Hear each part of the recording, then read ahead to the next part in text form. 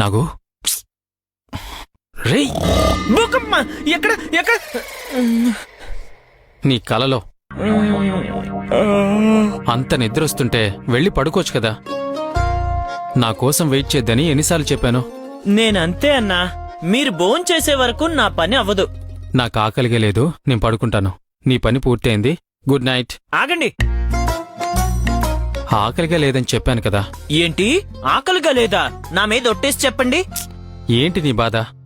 వదిలేరా, నాకు నీరసంగా ఉంది, నేను పడుకోవాలి. మీరు పడుకుంటారు, కానీ మీ కడుపులో ఉన్న పురుగులు. ఏంటి పురుగులా? ఆకలేసి భోజనం కోసం ఎదురు చూస్తున్న ఆ పురుగుల పిల్లలకి తన తల్లి ఏమని సమాధానం చెప్తుంది? మీకీ పూట భోజనం దొరకదు, మీరంతా చచ్చిపోతారని చెప్తుందా? నిద్ర మొత్తులో ఏదేదో చెప్తున్నావు. వెళ్ళి పడుకో. ఏదేదో చెప్పట్లేదన్నా, భోంచేయమంటున్నా అంతే. ఇదిగో, మీరిప్పుడు తినకుండా పడుకుంటే పొద్దున్నే నాగు తలనొప్పని వస్తారు కదా, అప్పుడు బ్లాక్ కాఫీ పెట్టను. ఇప్పుడే చెప్తున్నాను. నాగు, మీకోసం నా కోసం కాకపోయినా కొత్త కుక్కమ్మ చేతి వంట రుచి చూడడం కోసమైనా మీరు ఈ రోజు భోజనం చేసి తీరాలి. ఇప్పుడు నేను తినలేదంటే రాత్రంతా కళ్ళోకొచ్చి వెంట పడేలా ఉన్నావు. అది మాత్రం పక్కా. రండి. పద.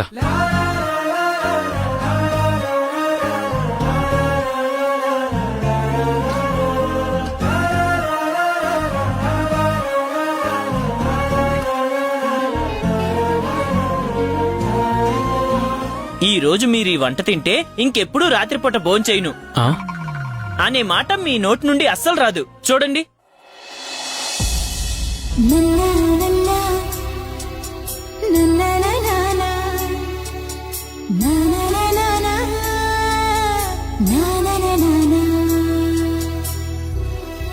వావ్, చాలా బాగుంది.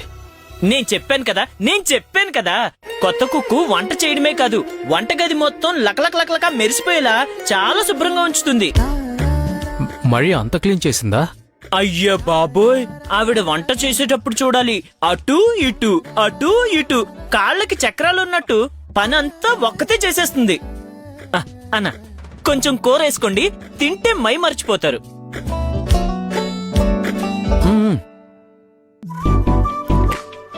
ఇంప్రెసివ్. నేను పర్సు.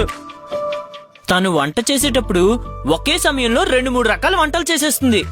అది చూసే వాళ్ళకి తనకి 2 చేతులున్నాయా 10 చేతులున్నాయా అని చూస్తూ ఉంటారు.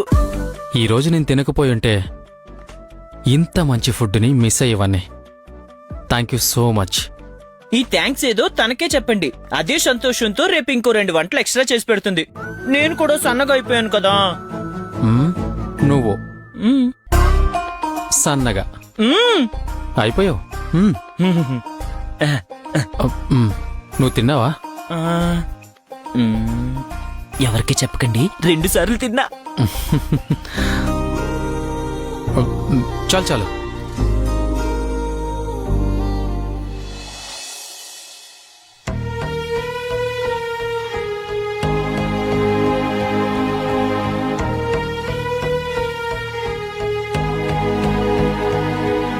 కాసేపు నన్ను ఒంటరిగా వదిలేదత్తు. అక్కా, మాట్లాడక్కా. నేనెంతో ప్రేమతో నీకోసం భోజనం తీసుకొని వచ్చాను. నీకిష్టం లేకపోతే నేను వెళ్ళిపోతాను. 1 2 3. సరేరా. నాకు తెలుసక్క, మా అక్క బంగారం అని.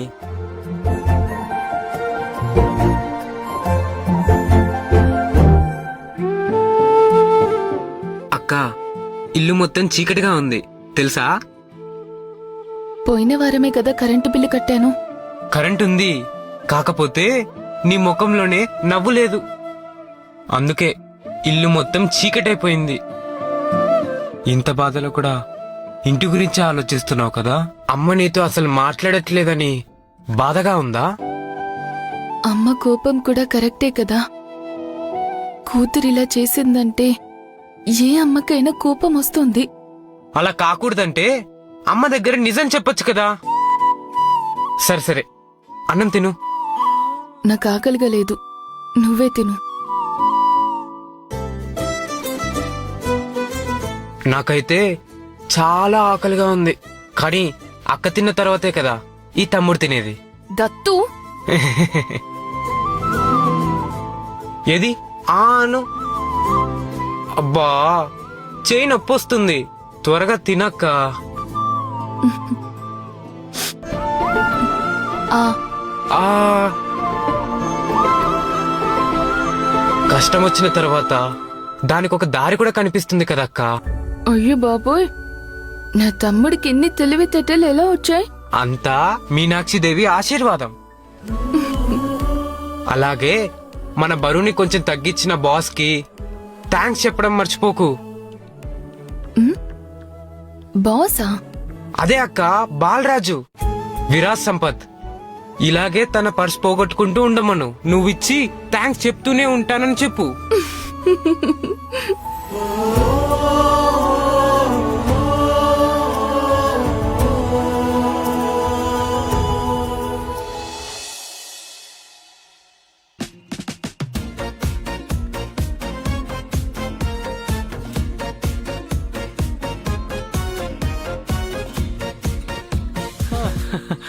అన్నయ్య, ఇది మోసం.